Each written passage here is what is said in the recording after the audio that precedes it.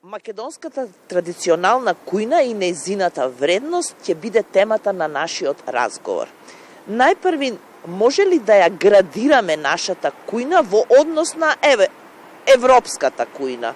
Моја омилена тема. Секогаш може секој тип на традиционална кујна да биде градирана. Ние имаме таа среќа да навистина, ако земеме да ги степенуваме по квалитет и по традиција рецептите наши традиционални, високо котираат и во начинот на подготовка, и во рецептурите, и во изборот на намирниците, и се многу поразлични, дури и од традиционалните кујни на земите кои што вршеле влијание на нашата територија. Бидејќи традиционалната македонска кујна е производ и е символ на традицијата како еден вид на идентитет кој што го следи развојот на еден народ. Ние сме биле многу умешни низ историјата да прифатиме тоа што можеме да го искористиме на нашето поднебје. Може би да се каже најдобро е дека најголемите влијанија на нашата, низ историјата на нашата исхрана, било влијанието на османлискиот период, од каде што дошле многу начини на готвење кои што и до ден денес се задржани, готвењето под сач, дистањето во вода на пареа, кое што не било познато, но и зачините. Ние голем дел од зачините не сме прифатиле во нашата кујна и тука сме специфични во однос на нивните влијанија. Византија ја донела медитеранската кујна овде, но ние сме ја прилагодиле со речни производи, со намирници кои што ги има на нашето поднебје. И секако не смееме да го заборавиме христијанството, кое што овде било доминантно и кое што направило прилагодливи рецептури наши традиционални, па можеме да ги прилагодуваме кон мрсни и кон постни без да изгубиме на квалитет. Секогаш сакам начинот на подготовка да го кажам. Ние сме една од ретките кујни, за разлика од модерните кујни, каде што приготвувањето на рецептурата бара време, трпение и љубов. Иако имаме едноставни намирници, едноставни рецепти и можеби кај македонската традиционална кујна, сезонската храна е најзастапена во однос на сите традиционални кујни и од кои што сме трпеле влијание и од кои што денес не доаѓаат да бидеме, подложни на нивно влијание. Знаете, треба повеќе да ја негуваме традиционалната македонска кујна, има многу специфики. Речи се и во секој град има по една рецептура, која едно или две семејства го чуваат со векови и едноставно го продолжуваат континуитетот. На тој начин даваат, символ на нашата традиција и на континуитет низ историјата и не стануваат заборавени.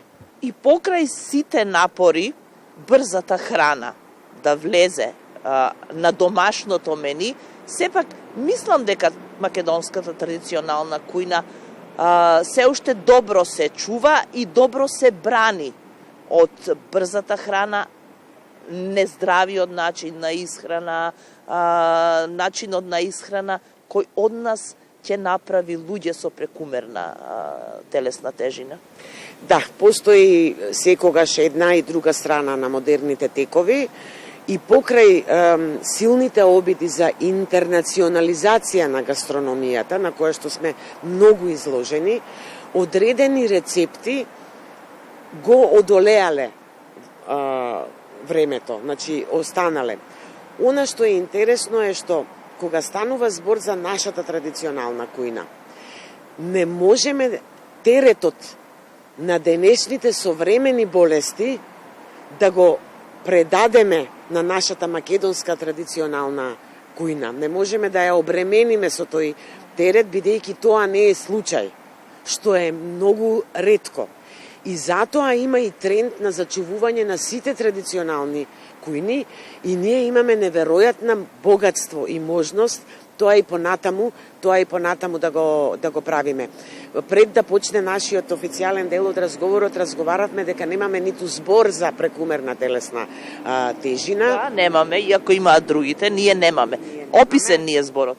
Значи, ние немаме традиција на третман на таков тип на појава. И би било многу паметно од нас, иако мислиме дека чекориме наназад, всушност чекориме нанапред со тоа што еве и јавноста и информирање и едукација и поддржување на се што некогаш со векови ни било навика во исхраната и впрочем поради што сме преживеале низ историјата. Еве како нутриционистка може ли да направиме едно здраво домашно мени наречено македонска традиционална кујна? Ох, секако. Значи, појадокот може да биде пројаница, потоа може да биде палента, да ја помешаме со кисело млеко. Ужината сега е, во ова време, може да биде печена тиква.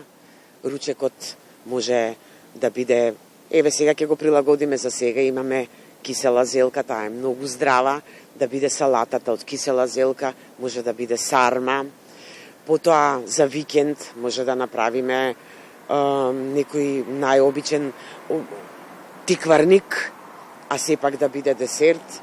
Вечерата може да ни биде исто така кисело млеко со некоја житарка, нашите традиционални лебови од киснато тесто, од наутли пити, разни гибаници кои што ги имаме со урда, со кисело млеко.